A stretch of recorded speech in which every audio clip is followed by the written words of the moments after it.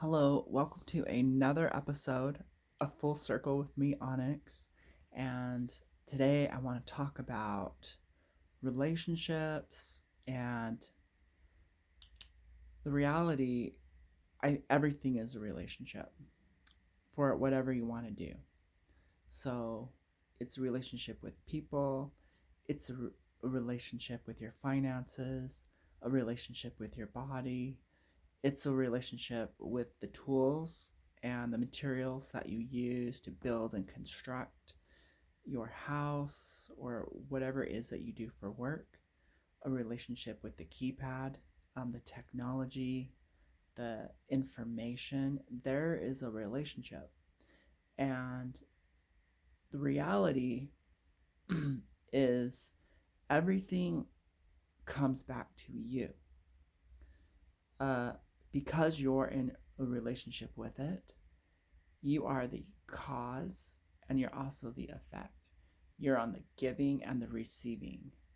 And empowerment happens when you're like receiving the negative, receiving what you don't want, you flip it around and you start giving what you do want.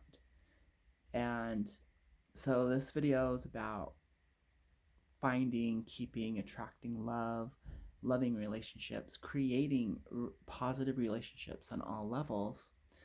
And that very basic psychology is it's all you. You know, life is a mirror, and life is always mirroring perfectly what's going on the inside. So if you don't like what's happening and you feel victimized by it, look into yourself and go, where is this true for me? Where am I the bully? Where am I judgmental? Where am I prejudiced, bigoted, closed minded? Where am I so polarized into a belief system like right or wrong, good or evil, where I use violence? So the Buddha said pretty much when one person awakens, the whole world awakens because you realize you are the world. So look at your own personal world. You have an inner world and you have an outer world, a very small inner circle, and then you have an outer circle, the humanity at large. So if you don't like what's going on globally, uh, inside yourself, change it. Alchemy. So if someone was going to like invade my room, they're going to find a whole bunch of like little notebooks uh with like artwork in them and little messages, and there's a lot of creative psychological processing, magic, and um inspiration, journaling, and it's all kind of mismatched in there. uh that's kind of how I do my do my thing. I'm just and one thing that's really on my mind is personal sovereignty, personal empowerment, deep self-worth, valuing yourself, having no doubt in your personal capabilities, really putting yourself back up on the pedestal, um, and having that faith in you that you clearly know who you are and what you're about, and, polishing that diamond so you shine clear authentically, inside and out. Like you advertise, you sing. And so, like a perfect. And so the work is clearing out, cleaning the inside and the outside of the lamp. Uh, so you're not having unmixed messages. So I also view everything as a journey and a lesson, that when you get the lesson, things transform. And by paying attention, the more you pay attention to your thoughts, your feelings, and the more you honor that you are a power source, then what you say to yourself programs you. What you say to others programs you and your narrative. So, through the years of trying to fix myself, from so it's been a mixed thing for me. On one level, I was never broken. Like, there is something inside of me. It might be a gift from God. I don't know what it is. Um, that I'm just me and it's not broken. And then there's this illusion, there's this distortion, you know, where I've bought into ideas, programming, authority figures, starting off with mom and dad, be a good little boy, please us, meet our expectations. And the story began, and the mudslinging began. And then you go out into the world with people who are unconscious of their own inner wounds, and they're bleeding on you. They're throwing up their issues on the mirror. You know, we're not taught, hey, everyone is just a mirror and a reflection. So it's not personal. But yeah, it kind of is personal when they're throwing dirt on you, kicking you, really trying to convince the mirror of how things are. So we kind of get a little beat up interacting with other people. And so we're at this position of, growing up and really kind of being out of the safety bubble of a small town. I'm realizing there's a lot of people who don't like themselves, and they don't like humanity, and they don't like life, and they don't like the earth, and they have no respect for their own body, no respect for plants, animals, our resources, the air we breathe. And everyone's like caught up in this like massive wave of energy of feeling like they deserve stuff, yet don't stop contributing to the pain and the suffering, you know? So we want it all, but we fail to realize we have to upgrade. We have to clear out in order to receive that, live in harmony with ourselves, which is living in harmony with the earth and others and all our resources, which is transformative. So, kind of moving on, when I look at all the relationships that I've been in, things that didn't work were, so, kind of creating this list of non negotiables. It's pretty simple for me. I boiled it down to number one, you have to be heart centered. Some people live in their mind, some people live in their body. I would say if you're living in your body, you're lust driven and you're materialistic. You don't like the discomfort, and your default mode is escaping through your five senses. Pleasure. If you're living in your mind too much, you're fantasizing, you're plotting, you're planning, you're analyzing, you're thinking, you're criticizing, you're judging, you're formulating. And we lose that balance of mind and body, and spirit, mind, and body. So, heart centered kind of brings you together in balance. Um, and it really asks you to think, use this mind instead of like a sword and a knife and scissors and a Instead of using your mind as a sharp object to slice and dice, you use your mind to put together and create. So, an artistic mind, a visionary, a dreamer, a poet, like an inventor, a creator, you know, you're using your mind for solutions. I say I'm solution oriented. I'm a solutionist. The only reason why I'm processing this information is to come up with beautiful solutions. So a lot of people, so it's like, why are become conscious, become aware? Why are you in this conversation? To put someone down, to indulge in drama, to indulge in gossip, petty conversations, pointlessness? Is your comfort is your conversation about expressing your ideas and beliefs, which is ego? Or is the reason why you're in this conversation to create art, to create beauty, symmetry, to solutions, which is healing, you know?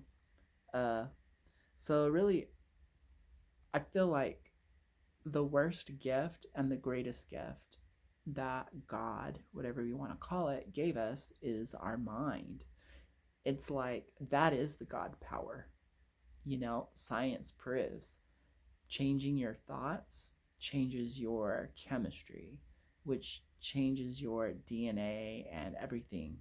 So it's like an inner environment that you can control. So we call that epigenetics. Um, so basically, and I've always thought that. I've always thought. I've always thought that. The other thing that needs to be balanced is your relationship to your emotions. And, I can sit up here and think, oh, Onyx, you're presenting this. And then we get this idea that, oh, he has it together. No. Over this Libra full moon, it hit me hard. I have my Pluto there. Pluto in astrology is the place where you need to transform. That's like the dark, scary corners. That's cleaning out your closets. And I have that in Libra, which is the sign of relationships. And looking at that, I'm experiencing all kinds of stuff.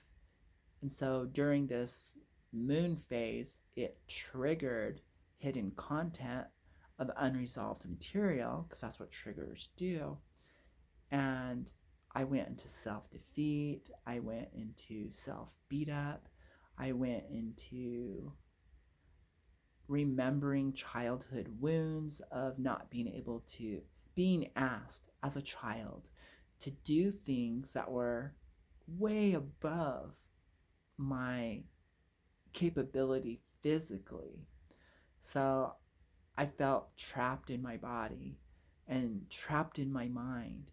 It's like with dyslexia, my mind, my physical brain part of my body wasn't catching all the pieces. like, and you're so little and you're being asked to do so much in school. And there was this expectation that I should just know how to do this, even though no one taught me my ABCs and 1, 2, 3s, you know? So, I mean, that was one of the issues. But I just remember hours of homework and my parents like pulling their hair out, going, "Why can't you get this?" And this was before mental disorders and really, and even like ADD, ADHD, and dyslexia weren't showcased as real things. So people would just say, "A little more work, you can get over it," you know? Uh, so it wasn't being recognized as real learning disorders. When you actually have dyslexia, it goes beyond just backwards letters and not seeing patterns. It even goes into the way you perceive social interactions. You don't you don't interpret reality the same way. It's flip-flopped, it's inside out, it's backwards. You miss certain key points. That information doesn't go to the right the certain areas of your brain. It goes to different ones. So it's almost kind of like the fictitious thing that's called synesthesia. You know, you might taste a sound, you might hear a color, uh, because it's being rerouted through your different sense organs. Imagine that with information. It's going to different areas of your brain. It's not organized. It's disorganized. Uh, in the way, I mean, if we were all dyslexic, then it would all make sense, you know. So the puzzle pieces get arranged differently. Can you imagine how much harder that is to input that information and have it get rearranged, and then output the information and it might get rearranged? So it's like you're solving, it's like it goes through this rearrangement filter. uh, it processes inward, it processes outward. There's a lot of room for misunderstanding, mistakings, uh, distortions. So that was pretty complex. And then you're expected, you know. So, anyways, that became a source of disempowerment, a source of fear, humiliation, and that starts the narrative story of feeling unworthy, of feeling defeated, and feeling like you can never win, that you're a disappointment. And so, whatever your narrative is, you kind of, that becomes the negative energy that holds you back in life. That becomes the source of your doubt and anxiety, and can even go farther when the consequences hit you hard. Then it could go into PTSD and deep trauma. And so, bottom line is, in order to have healthy relationships, and it doesn't matter, or if you want a healthy career, you know, you're always having to be dragged back by that negative energy. It doesn't matter how much you party, how much you have fun, how good you are, how much you give. Like, you know, we do a lot of, it's like trying to get somewhere with the brakes on. You're pushing on the gas. You've got the roadmap, you've planned it all out, you know how to get there. You push on the gas, but you never took the brake off. So you're spinning your wheels, you know, or something's holding the vehicle back.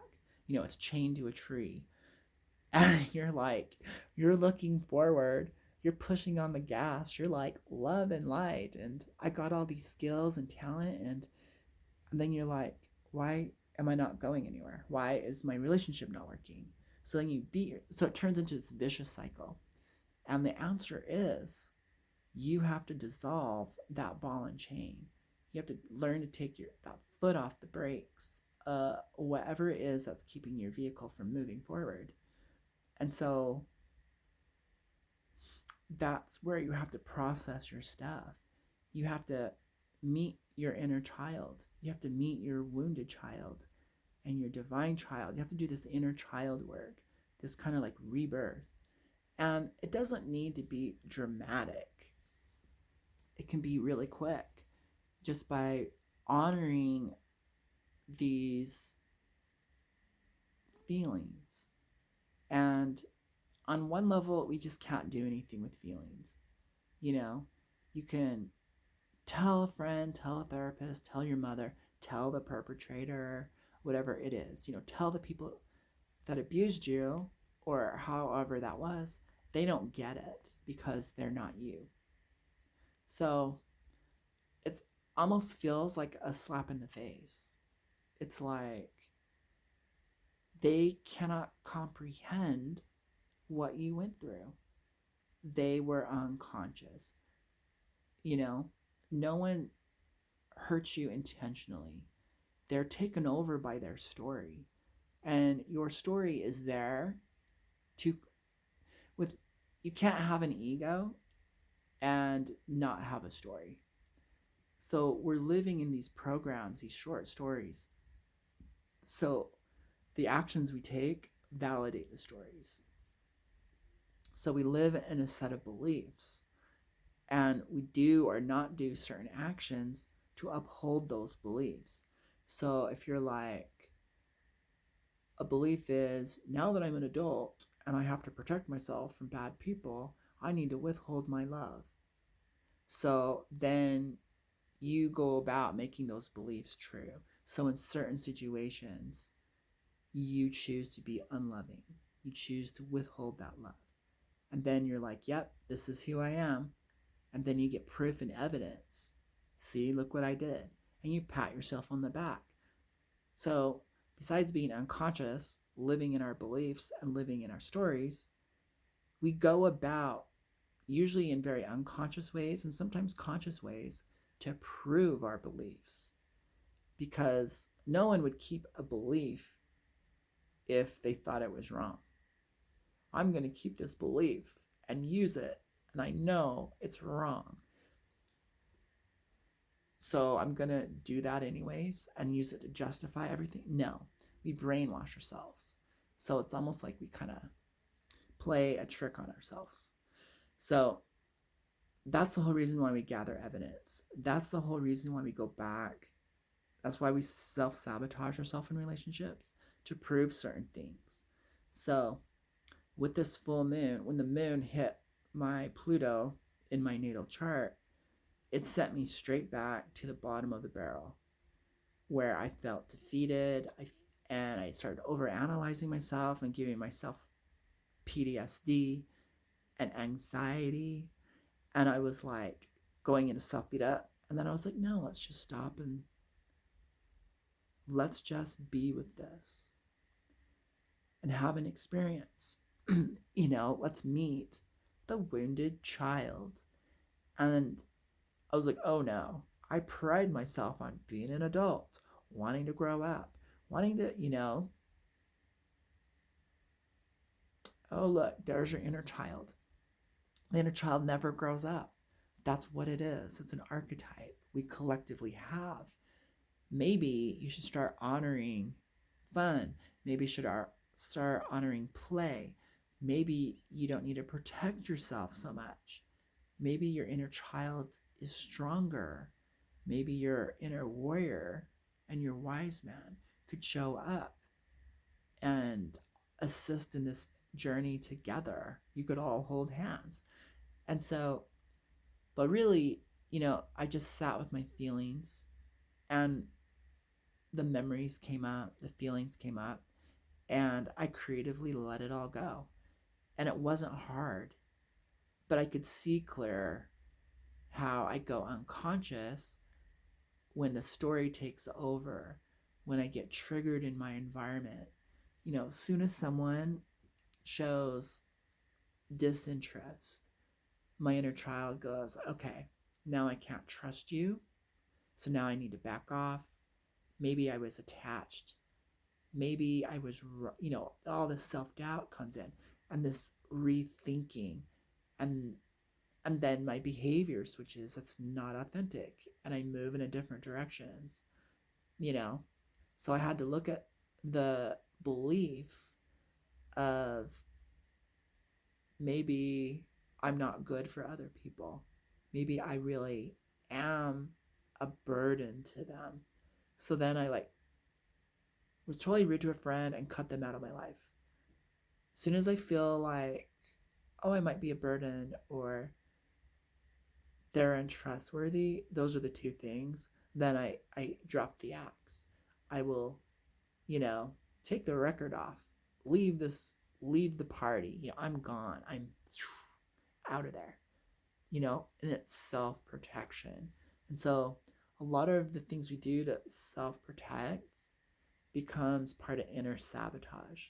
Now I'm living in a world where I have to start over from scratch. Sounds like a child, and everything seems so big and hard and difficult, like a child. And so I basically put myself back at the starting point. And now I have to start life all over again.